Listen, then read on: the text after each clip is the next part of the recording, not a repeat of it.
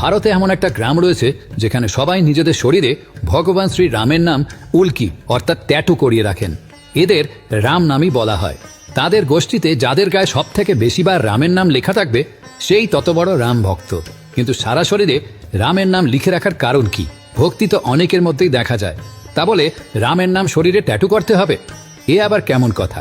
আসুন সনাতন ধর্মকথার আজকের এই ভিডিওতে আমরা জেনে নিই এই রাম নামী গোষ্ঠীর উদ্দেশ্যই বা কি, আর কেন তারা রামের নাম শরীরে এইভাবে লিখিয়ে রাখেন। ভারতের অন্যতম একটি গুরুত্বপূর্ণ রাজ্য হল ছত্তিশগড়। এখানে বহু সনাতনীদের বাস। ভারতের এই রাজ্যে প্রাচীনকাল থেকেই উঁচু এবং নিচু জাতের মধ্যে ভেদাভেদ চোখে পড়ার মতো। ঈশ্বরে পৃথিবী সৃষ্টি করার পর মানুষ সৃষ্টি করেছেন।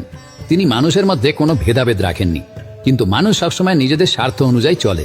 তারা সনাতন ধর্ম ছাড়া বিভিন্ন ধর্ম বানালেন নিজেদের স্বার্থে। শুধু তাই নয়, সনাতন ধর্মের মধ্যেও নানান স্তর তৈরি করলেন। শুরু হলো বর্ণাশ্রম প্রথা। এই প্রথা অনুযায়ী সনাতন ধর্মকে 4টি ভাগে ভাগ করা হলো।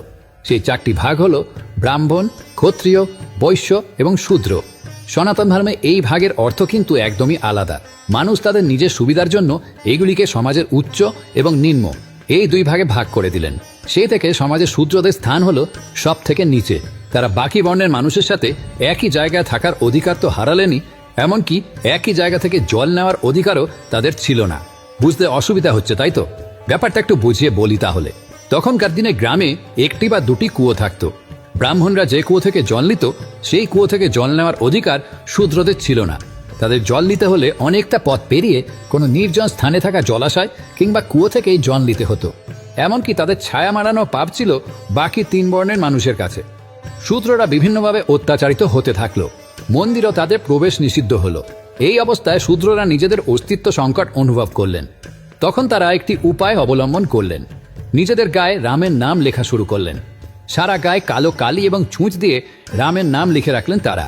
শ্রীরাম হলেন সনাতন ধর্মের অন্যতম উপাস্য দেবতা। রামায়ণের কাহিনী অনুযায়ী রামের নাম লিখে সমুদ্রে পাথর ছুড়ে দিলে সেই পাথর জলে ভেসে থাকত। বর্তমানে আশ্চর্য সেই রাম সেতুর খোঁজ এবং প্রমাণ দুটোই পাওয়া গেছে।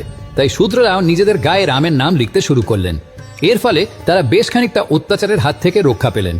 যেহেতু শূদ্রদের মন্দিরে ঢোকার অনুমতি ছিল না, তাই তারা নিজেদের গায়ে রামের নাম লিখে দেবতা রামের প্রতি শ্রদ্ধা উৎসর্গ করতে শুরু করেন। তাদের মতে ঈশ্বর সবার, কোনো একটি বিশেষ ধর্মের মানুষের কাছে ঈশ্বর বন্দী অবস্থায় থাকতে পারেন না।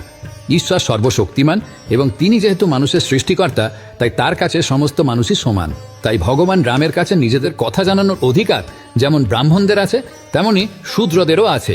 তাই তারা রামের নাম জপ করতে শুরু করলেন এবং রামই তাদের বেঁচে থাকার অন্যতম ভরসা। শূদ্রবর্ণের এই গোষ্ঠীর মানুষই রাম নামী নামে পরিচিত। এই গোষ্ঠীর মানুষ ছত্তিশগড়ের বিভিন্ন জেলায় ছড়িয়ে রয়েছেন।